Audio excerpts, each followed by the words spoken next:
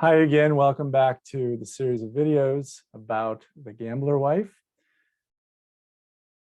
I'm often asked the question, did I enjoy writing this book? What was the process like? And it's obviously a very long answer to that question, but the short answer is, of course, the writing process is grueling. I started thinking about this book back in 2013, a year before my last book came out, Give War and Peace a Chance, Tolstoyan Wisdom for Troubled Times. I started delving more seriously into the research and thinking about it, that I was actually going to write it in 2014. And there's always a moment in my writing process where I keep morning pages, where I write in a journal. And this one's actually kind of colorful. But I have a whole shelf of these.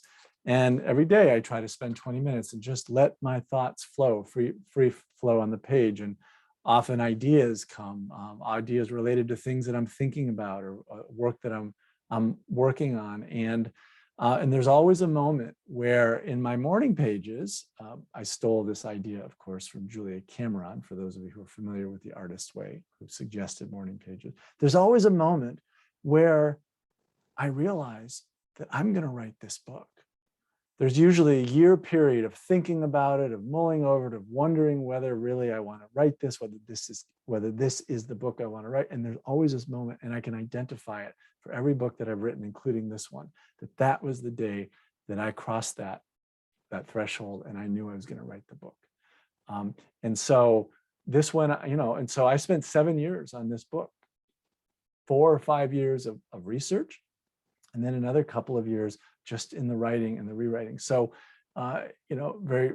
it's a difficult process. It's grueling, but I will tell you, it is an absolutely thrilling process.